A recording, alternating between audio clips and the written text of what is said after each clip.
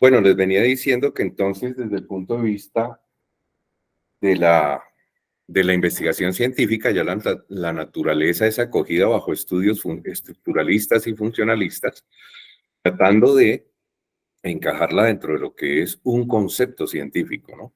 En función de poderla estudiar. Aparece la abstracción matemática del ecosistema como una representación, obviamente abstracta, ¿no? Y aparece la ecología del paisaje. Bueno, con todas estas organizaciones conceptuales, ese naturalismo romántico comienza a convertirse en un estudio juicioso, serio, sistemático, metódico, con un propósito, o bueno, con varios propósitos, que es lo que vamos a empezar a determinar a partir de ahora. Los ecosistemas no son solamente escenarios paisajísticos que representan la belleza del planeta. Allí están las fuentes energéticas y las materias primas, eh, los alimentos, el agua, el aire, el fuego, minerales, carbón, petróleo, como materias primas, la piedra, la madera, los metales, bueno, las pieles de los animales, etcétera. Y pues obviamente el ser humano siempre ha dependido del uso de todos estos recursos, si los queremos llamar así, presentes en los ecosistemas.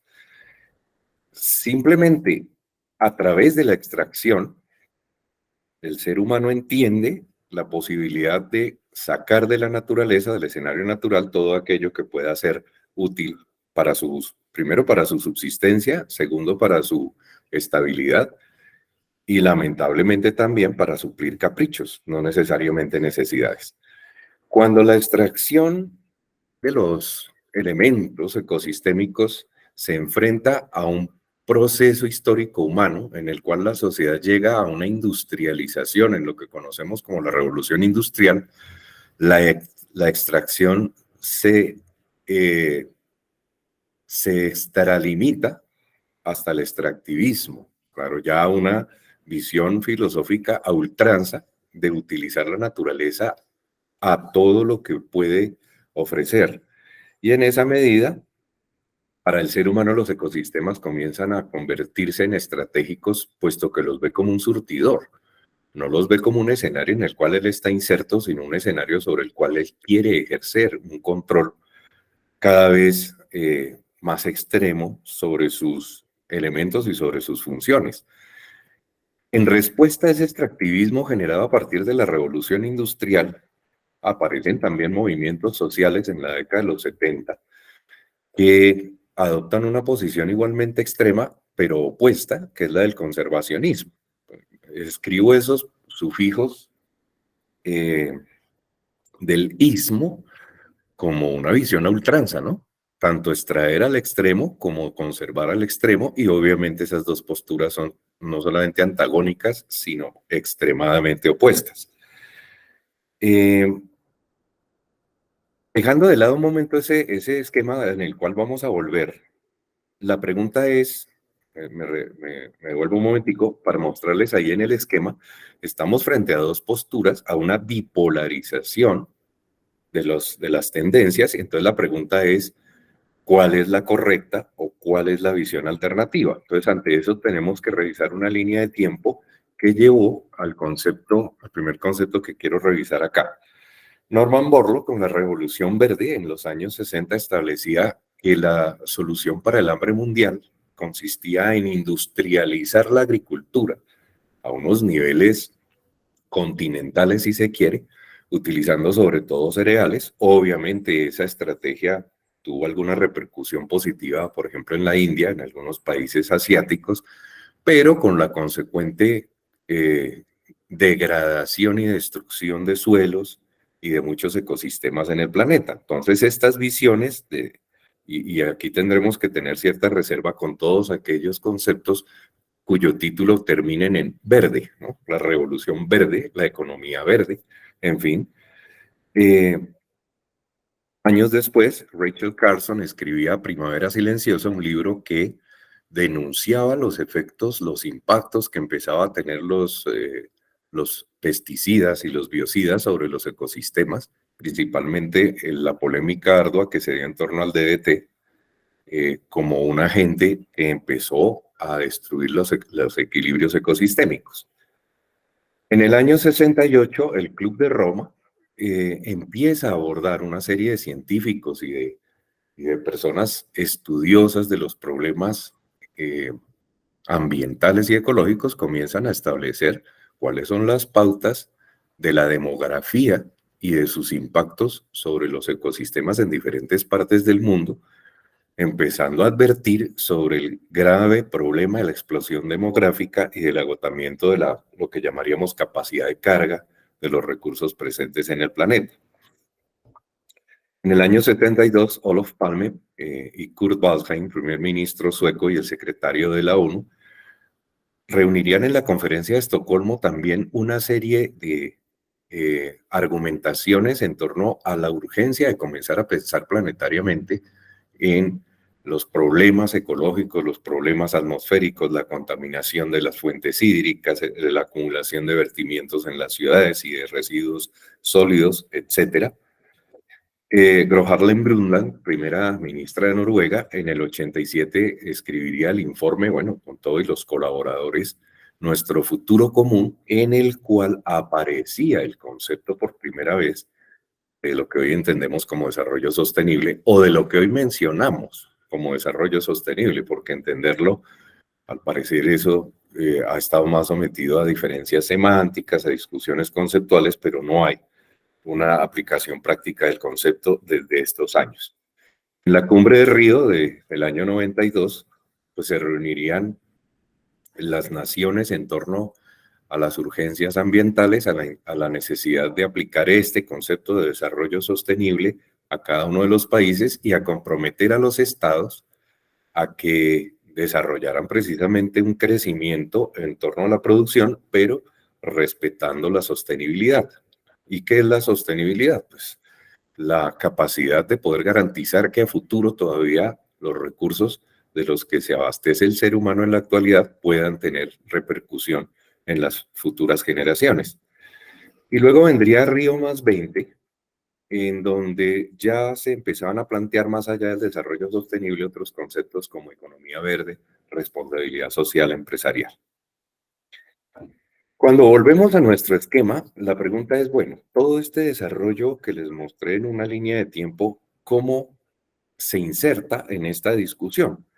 Pues obviamente el desarrollo sostenible había sido acuñado como una expresión regulatoria equilibrada que mediaba entre el extractivismo y el conservacionismo y que abogaba porque evidentemente se siguieran extrayendo recursos de la naturaleza en la medida de pues, que la sociedad humana no se sustenta sin esos recursos, pero que se hiciera respetando el banco de beneficios que traían los ecosistemas y los paisajes naturales para que las futuras generaciones pudieran disfrutar de la misma calidad de vida que se estaba buscando para el presente.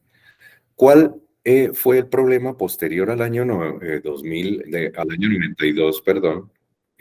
¿Cuál fue el problema en torno a el planteamiento de la sostenibilidad? Que al mismo tiempo en el mundo se planteaban unos modelos económicos que agudizaban el extractivismo.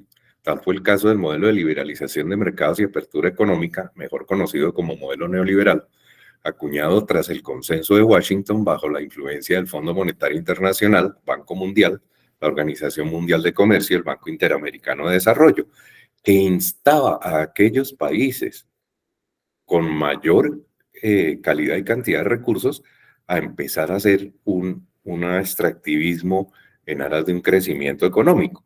¿Eso qué produjo? Produjo obviamente un desplazamiento de todo nuestro modelo gráfico hacia la derecha, con un extractivismo nunca antes visto, a una ultranza tremenda, lo cual ponía en entredicho, por un lado, la conservación, por otro lado, el famoso desarrollo sostenible que se acuñaba históricamente más o menos por los mismos años.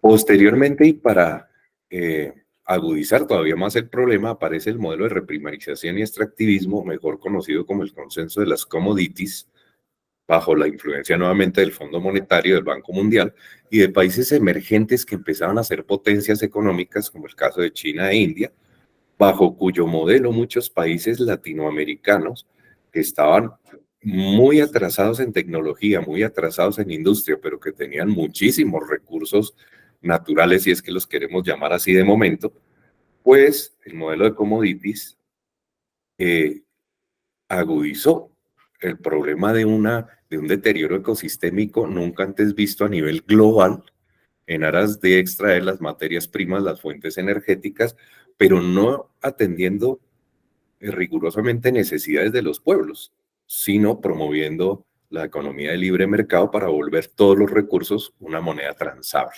La pregunta ahí entonces es, ¿dónde nos queda el desarrollo sostenible y dónde nos quedó la conservación? Voy a volver a salir del modelo un momento, ya volveremos a esta gráfica para mostrarles lo siguiente. Bueno, la conservación, ¿qué es y cómo se enfrenta al extractivismo? Mm, Suramérica, Centroamérica, todo lo que llamamos, en realidad es el neotrópico, tiene el récord de albergar los ecosistemas y las especies más diversas de todo el planeta, de todo el mundo. En la figura aparecen 7 grandes focos, sitios regionales, tanto marinos como continentales, en donde encontramos una variedad sin precedentes, tanto de ecosistemas como de especies. Son los llamados hotspots de biodiversidad. Tal de Mesoamérica, las islas del Caribe, el de Tumbes, Chocó, Magdalena, Andes tropicales, el Cerrado brasileño, la Mata Atlántica, el bosque lluvioso invernal, bosque valdiviano de Chile o bosque de Notófagus. Estos hotspots de biodiversidad en estos momentos hay un esfuerzo para intentar blindar o por lo menos proteger estas áreas regionales de no solamente del extractivismo, sino también de la proliferación demográfica que se acerca cada vez más a estas zonas. Y cuando comparamos ese mapa de biodiversidad con el mapa que publica el portal de justicia ambiental sobre la misma Latinoamérica, podemos encontrar la inmensa cantidad de conflictos socioambientales que actualmente afronta el continente y no solo en las áreas urbanas, sino en las áreas rurales y en estos focos de biodiversidad. Conflictos debidos a la energía nuclear, a emprendimientos mineros, a contaminación, biomasa, combustibles fósiles, el manejo del agua, la infraestructura y la construcción, la industria turística, etcétera, etcétera, etcétera. Entonces tenemos dos visiones antagónicas y muy delicadas. Por un lado, la necesidad de entender que el ser humano no es poseedor, propietario ni dueño de la naturaleza y mucho menos de los atributos provenientes de esos paisajes riquísimos, biodiversos, sino que es su responsabilidad eh, actuar en favor de su conservación. Pero como ustedes ven el mapa de la derecha, pues cada vez son más los conflictos socioambientales que emergen de esa dicotomía. En Sudamérica y en Centroamérica todavía resisten 826 pueblos indígenas con una población estimada de 58 millones de personas en varios países del continente. Hay pueblos indígenas sujetos de derecho, es el caso de México, el caso de Nicaragua, de Venezuela, de Ecuador, de Bolivia. Hay pueblos indígenas sujetos de protección, en el caso de algunas zonas de Centroamérica, Panamá, Colombia, Perú. Hay pueblos indígenas con derechos delimitados, curiosamente Brasil, por ejemplo, Argentina. ¿Y qué sucede? Que cuando uno mira el récord de la figura de barras, uno ve que Brasil tiene 305 pueblos indígenas, Colombia 102, y de ahí para adelante podemos empezar a mencionar muchísimos de ellos. En la cumbre de Río +20, estos países, principalmente Colombia, Ecuador, Bolivia y Uruguay, llevaron una propuesta paralela a la de la economía verde proveniente de los jefes de Estado de gobiernos occidentales. Esa propuesta se resumía en replantear la relación hombre-naturaleza a partir de romper el dualismo hombre-naturaleza. Porque es que el dualismo hombre-naturaleza implica como que el hombre va por un lado, la naturaleza va por el otro, como si el ser humano no hiciera parte integrada del ecosistema, así tenga un poder de transformación inmensamente mayor a las otras especies, pero está integrado. El ser humano no ha podido, aunque quiera, romper las leyes de los ecosistemas. La segunda propuesta consistía en descartar el crecimiento económico como forma de desarrollo. Esto es clave porque pues en el escenario de nuestra cotidianidad, no pocas personas están estratégicamente interesadas en que confundamos crecimiento económico con desarrollo humano. Son dos cosas diferentes. La tercera propuesta, satisfacer las necesidades vitales con base en el respeto a la Pachamama. Bien, este conjunto de propuestas es lo que hoy día se concibe bajo el nombre del buen vivir, toda una filosofía.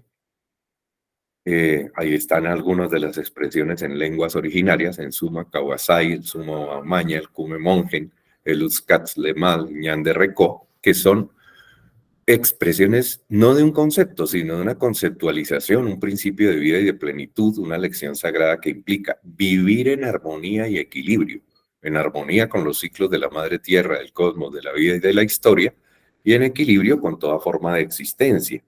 Entonces estos pueblos llevaron a Río más 20 esta propuesta que constituía la cosmogonía en la que los mundos material y espiritual están integrados y ninguna categoría viva está subordinada a otra. Todo circula en armonía. Claro, cuando nosotros escuchamos eso, muchas personas, incluso académicos de las universidades, seguramente la asumirán como una propuesta conceptual o una filosofía cursi.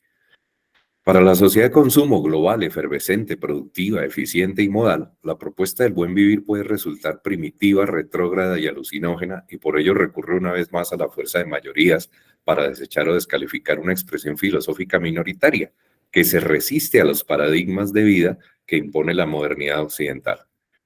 Sin embargo, cada vez más académicos, investigadores y movimientos sociales emergidos precisamente de esa misma modernidad han tomado muy en serio los planteamientos propuestos por los pueblos amerindios y comienzan a alertar sobre las consecuencias de no acatar esa nueva forma de concepción en torno a la calidad de vida. Y lo han hecho porque reconocen en el saber ancestral una forma de conocimiento que no por empírica deja de alcanzar y en muchos casos superar la categoría de estatus que se le reconoce al conocimiento académico. Aún más, mientras que la academia aborda sus objetos de estudio con una racionalidad supuestamente imparcial, el saber secular de las tribus y de las comunidades recónditas se basa en sentipensar su entorno con la inevitable inclusión del elemento de sensibilidad, sin el cual es imposible acercarse a cualquier forma de conocimiento. Hay 4 factores primordiales por los cuales se puede argumentar que el buen vivir tiene la clave para sentar las bases de la conservación. Las comunidades ancestrales entienden la organización social en torno a sistemas jerárquicos que no se basan en la glorificación de la imagen y la juventud. En una palabra, pues el consumo en sí. La primera razón es que los pueblos ancestrales expresan un acatamiento jerárquico a la sabiduría de los ancianos. En segundo término, el conocimiento tradicional es fundamental para la pervivencia de estos grupos tribales, el reconocimiento de los derechos colectivos, la utilización racional de los ecosistemas, la protección misma del entorno. Como segunda razón, los saberes tradicionales en ecología y medicina, que frecuentemente han sido objeto de menosprecio por parte de las academias occidentales, tienen un alcance superlativo propio de una ciencia ancestral amasada durante milenios por quienes han nacido, crecido y vivido en entornos a los que el hombre blanco, entre comillas, recién comienza a asomarse.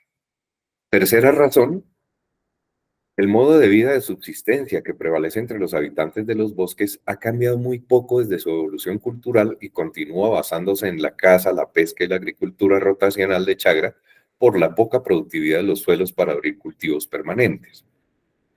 Y en cuarto lugar, el simbolismo de la naturaleza retroalimenta la cosmología de los pueblos. Por dicho, ellos no ven a la naturaleza como algo externo a ellos. Ellos son la naturaleza. De manera que la misma naturaleza está inserta en su lengua originaria, en sus rituales, en sus ceremoniales, en sus atuendos, en sus cantos, en sus danzas, en su música, en su expresión corporal, en una palabra, en su identidad. Cuando revisamos estas cuatro razones, el buen vivir, encontramos que es la clave para encadenar la conservación al concepto y obviamente que dentro de ese ciclo conceptual filosófico del buen vivir a la conservación también tendrá que insertarse el desarrollo sostenible que fue emergido ya no de una fuente ancestral, digamos, sino de una fuente política, científica, emergida pues de los conocimientos universitarios de la academia moderna. ¿Por qué insertar el desarrollo sostenible también? Porque no podemos ser ingenuos y pretender que la sociedad de consumo vaya a volver a los bosques. Hay mucha gente que ha vivido en las ciudades toda su vida, que nunca han visto un árbol, que nunca han visto un río, una cuenca, y lo único que saben es ir a la tienda y comprar, es lo único, o comprar ropa o cambiar el celular por el último prototipo. Este tipo de personas nunca han estado absorbiendo la energía de lo que es un ecosistema en sus propios sentidos. Por lo tanto, el desarrollo sostenible que viene más de, de un planteamiento de salón, no de naturaleza, ese planteamiento de salón político, científico, pues hay la necesidad de insertarlo también en este circuito, o de lo contrario, pues las personas simplemente se van a negar a asumir una postura esencial como la del buen vivir. Unos conceptos básicos resumidos son los que se leen allí, ¿no?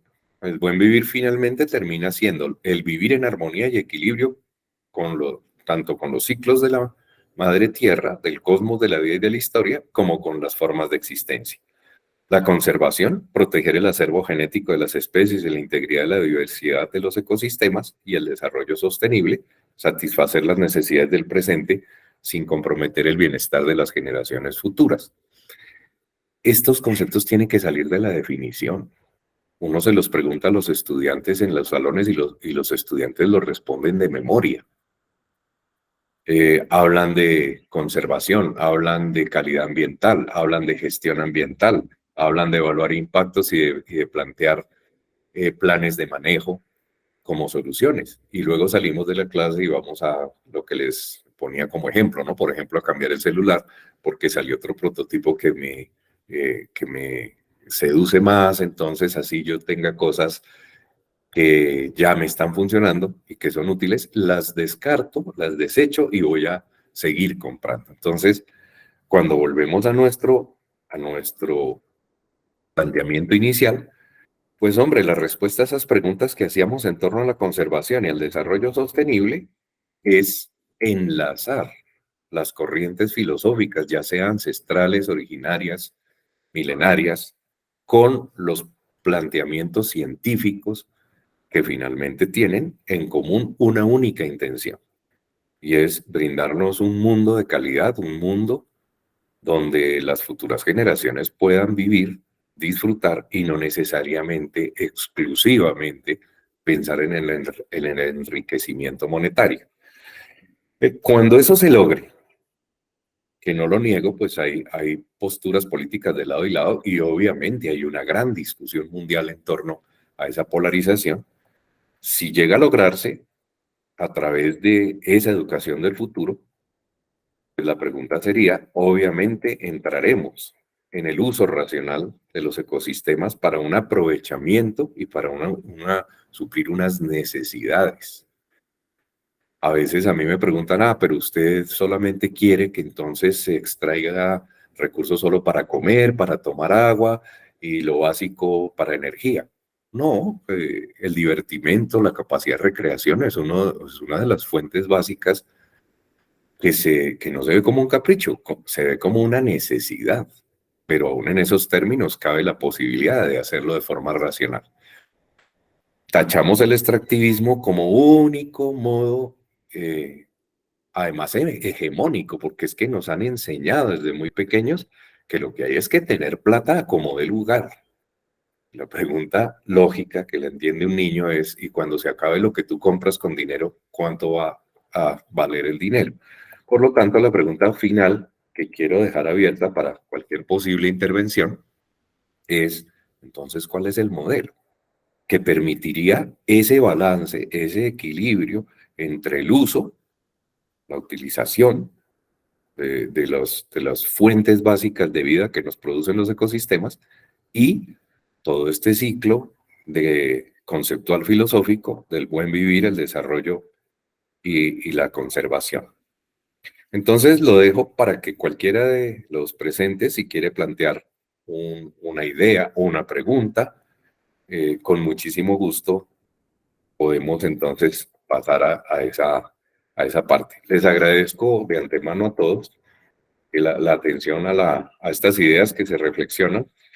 No quiero cerrar aquí sin antes comentarles que todo este bagaje, pues, de conceptos, más muchas otras cosas que se abordan desde otras ópticas, acaban de ser publicadas en un libro de autoría que se llama Ecología, Conceptos y Aplicaciones para Latinoamérica, que colocaba como cita fuente referencial para las gráficas que acabaron de ver. Entonces, pues todo este conjunto de reflexiones están allí plasmadas. Agradezco mucho, cierro la presentación y quedo a sus órdenes para cualquier comentario, pregunta que quieran formular.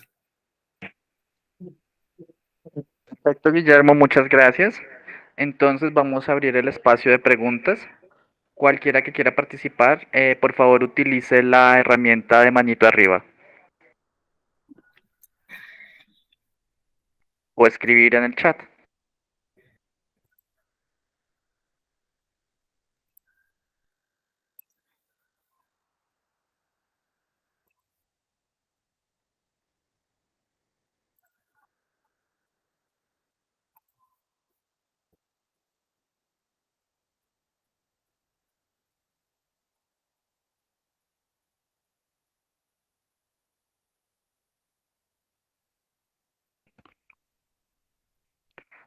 Bueno, parece que no tenemos ninguna pregunta. En ese caso, sí, Sergio Alcides. Sí, sí, buenos días, ¿me escuchan? Sí, Sí, sí, Sergio. escuchamos. Sí, profe Guillermo, a mí me pareció muy interesante la relación que usted establece del hombre con la naturaleza y pues realmente la abordaba de una manera muy rápida. ¿Será que su merced puede profundizar o entrar en detalle cómo se ha llevado esa relación hombre con la naturaleza y de cierta manera en qué momento se comenzó a reformular esa pregunta o a preguntarnos, ¿hay que cambiar nuestra relación hombre con la naturaleza? Sí, muchas gracias, Sergio. Bueno, el tema comienza con una postura filosófica. Cuando uno de entrada pregunta por la relación hombre-naturaleza, si nos fijamos en detalle, la misma pregunta trae en sí un dualismo. ¿Y cuál es el dualismo? Que el ser humano se asume como una cosa que no es natural. Obvio que el ser humano ya ha partido de la naturaleza intrínseca y ha comenzado a desarrollar un artificio. Hay quienes dicen que la vida del ser humano es artificial. ¿Por qué? Porque hemos construido edificios, automóviles, autopistas, pero ese hecho, otros evolucionistas lo asumen como que esa es la propia naturaleza del ser humano, el haber tenido una capacidad cerebral y una mano prensil para cambiar el mundo expresamente natural en un mundo entre comillas artificial, pero que hace parte de su naturaleza evolutiva.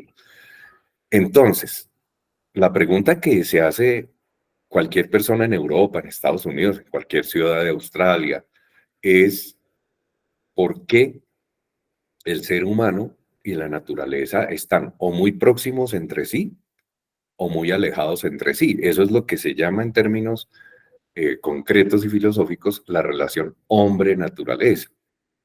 Pero ¿qué sucede? Dentro del buen vivir de las tribus indígenas amerindias, digámoslo así, la pregunta que ellos se hacen no es relación hombre-naturaleza. ¿Por qué? Porque simple y sencillamente ellos no ven el hombre como una entidad, la naturaleza como otra entidad, sino que hombre y naturaleza son un conjunto integrado. Como quien dice, el hombre hace parte de la naturaleza, está dentro de ella. vive con ella y no puede vivir sin ella. Pero claro, obviamente, una persona en un aeropuerto viendo aviones despegar no ve la relación. ¿Por qué? Porque la persona que vive en una ciudad tecnificada con toda la cantidad de artificios que le rodean, no entiende que todo eso ha venido de un desarrollo proveniente de la naturaleza. Entonces, un joven que crece en un barrio urbanizado, que nunca ha ido a un ecosistema, nunca ha estado en un bosque, no ha ido a la selva, no ha ido a un río, no va a poder entender que el ser humano hace parte de la naturaleza porque él nunca la ha visto. Él la ve solamente a través de videos de National Geographic o de documentales, sin entender que la misma construcción de las ciudades, los artificios humanos, no serían posibles si no hubiese un entorno natural. La comida que comemos, el vestido que nos ponemos, todo lo que llega a nuestra casa ha sido procesado a partir de elementos naturales originarios en los ecosistemas. Otra cosa es que a través de los medios de producción, el ser humano ha tecnificado el entorno inmediato. En cambio, si uno habla con un chico de 14 años que ha crecido entre los ticuna o que ha crecido entre los huitoto y que toda su vida ha andado entre la selva, cazando, pescando, él tiene otra concepción. Él no ve la naturaleza como una cosa fuera de él, ajena a él. Al contrario, él se ve inmerso en la naturaleza. Y si tú le quitaras esos árboles, esos ríos, esos bosques al indígena ticuna o al indígena mayoruna o al huitoto, ellos no viven sencillamente. No conciben el mundo, no conciben la vida, no conciben eso que ellos llaman el ciclo vital, del cual incluso tienen una visión filosófica. Ellos creen que vienen de la naturaleza y creen que van hacia la naturaleza. Y esa creencia, más allá de que nos satisfaga o no nos satisfaga, es mera evidencia científica. Uno provino de la naturaleza y allá va a terminar integrándose por encima de los computadores, por encima del internet, por encima de los teléfonos. Lo que pasa es que el hombre urbano, precisamente no ve ese mundo y por eso lo convierte en una dicotomía, en una cosa hombre-naturaleza, cuando en realidad las dos cosas son lo mismo. Entonces, sería un poco mi reflexión en torno a tu pregunta. Y la remato con un ejemplo muy sencillo. Uno en las universidades, después de bajarse los Transmilenios, de llegar en el carro, de subir a un salón, se encierra en un salón y empieza a hablar de ecología. Mientras allá en lo profundo de la selva amazónica o la selva brasileña están viviendo las tribus, los elementos humanos, están viviendo en medio de la naturaleza. Entonces, a mí me parece un poco irónico que uno esté enseñando ecología en un salón de concreto, mientras los ecosistemas están allá esperando para que el ser humano urbano se acerque a esos escenarios naturales. Esa sería un poco mi reflexión en torno a tu pregunta. Profe Guillermo, muchas gracias por la conferencia, muchas gracias por dedicarme un espacio para responder a mi pregunta. Muy agradecido. Gracias a ti, Sergio. Quería responder algo que ponían en el chat, que alguien colocaba en el chat sobre la sostenibilidad como un término ambiguo. Sí, es verdad. ¿Qué es lo sostenible? O sea, lo sostenible puede sostener mercados, por ejemplo. Entonces, las grandes esferas de la banca internacional hablan de sostenibilidad. Pero para ellos es sostenibilidad financiera. Para una persona dueña de una cigarrería es la sostenibilidad del negocio. Estos términos precisamente son tan semánticos que se han prestado para que la gente termine usándolos a su acomodo virtualmente, ¿no? Entonces, la sostenibilidad se está hablando en torno a una calidad de vida, no al dinero ni a la capacidad que da tu negocio para rendir finanzas, no es eso.